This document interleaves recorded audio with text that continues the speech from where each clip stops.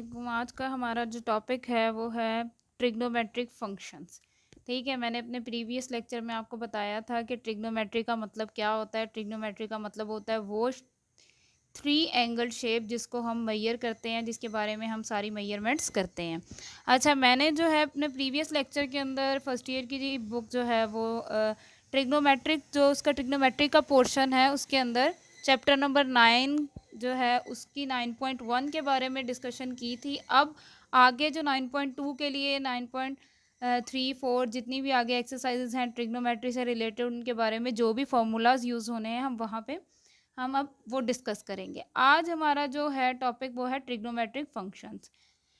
Trigonometric को study करने के लिए हमें पता है हम उसको किस बेस पे स्टडी करते हैं। हम ट्राइंगल के डिफरेंट कंपोनेंट्स को स्टडी करते हैं।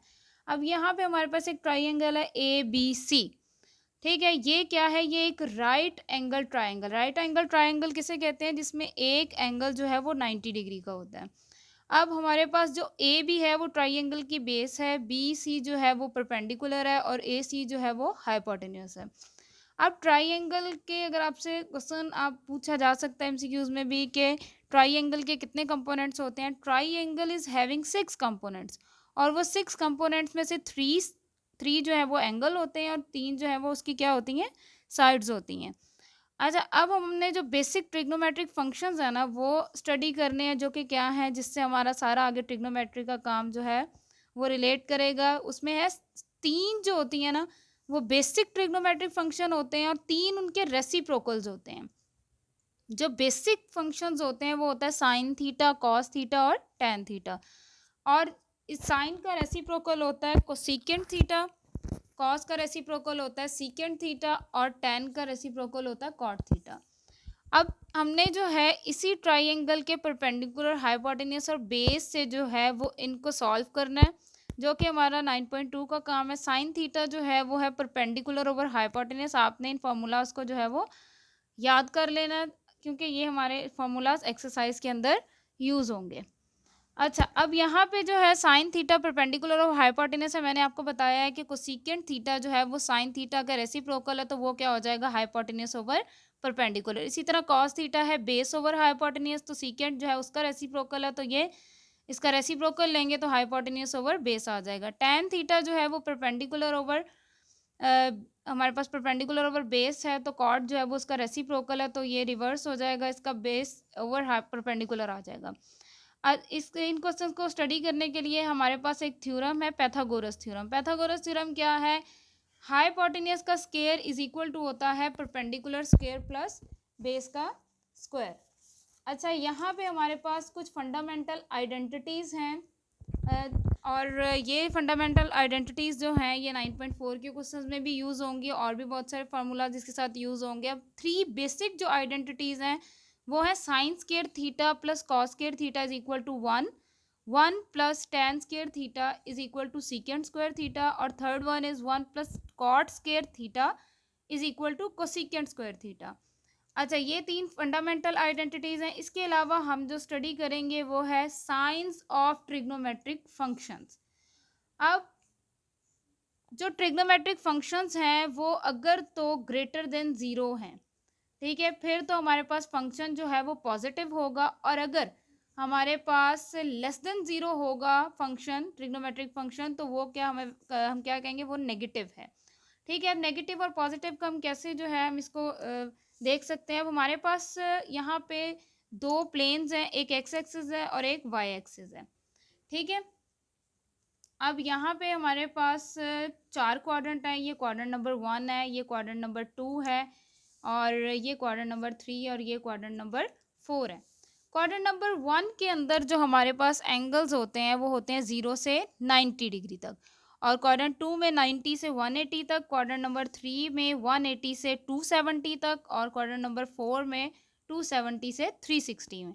और अगर हम देखें तो यहाँ पे चारों क्वाड्रेंट को मिला के हमारा एक सर्कल बनता है और सर्कल के अंदर टोटल एंगल्स जो होते हैं वो 360 होते हैं।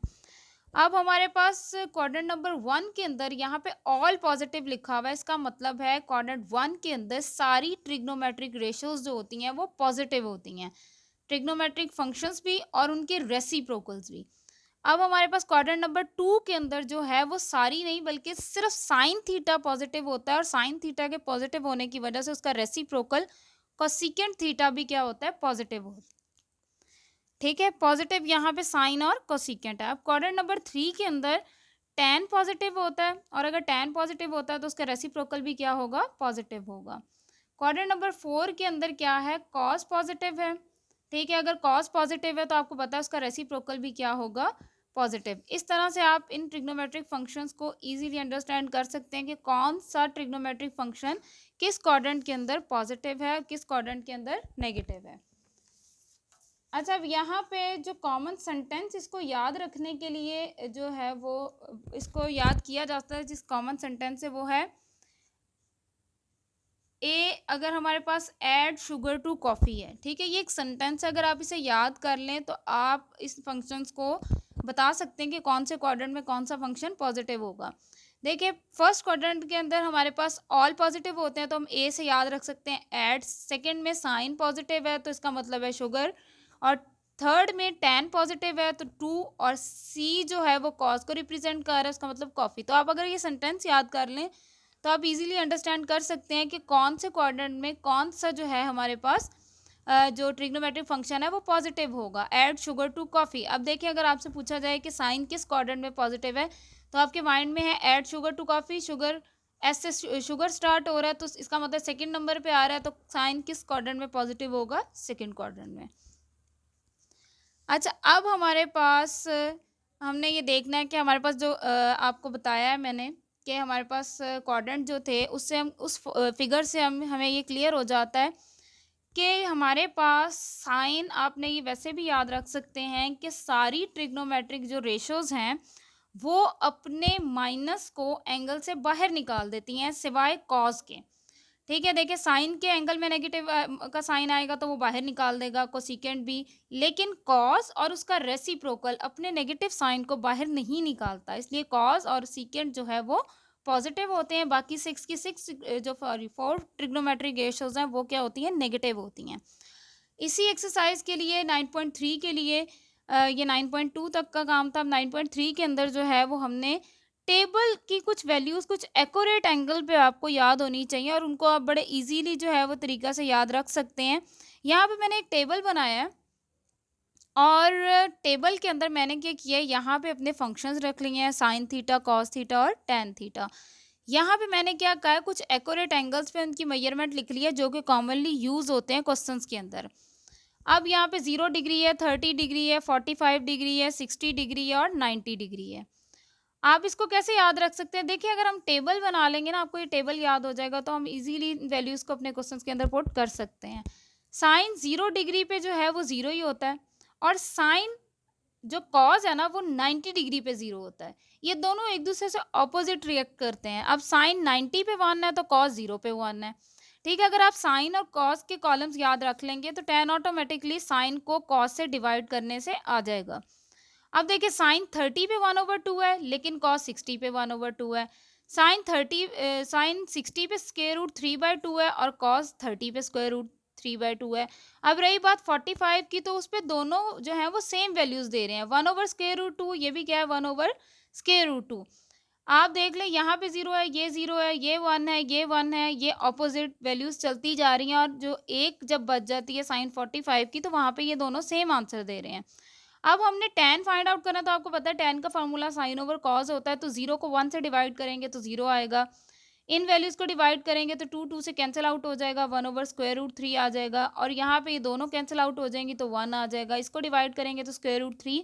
अब 1 डिवाइडेड बाय 0 होगा तो वो इन्फिनिट आएगा। तो आप अगर tan 90 डिग्री को कैलकुलेशंस उसकी करेंगे कैलकुलेटर पे तो वो अनडिफाइंड देगा, मतलब इन्फिनिटी आंसर देगा।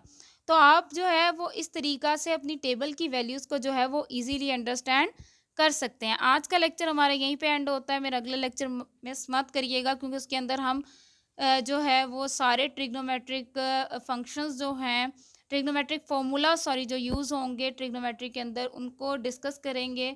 आज का लेक्चर यहीं पे एंड होता है। अल्लाह हाफिज़।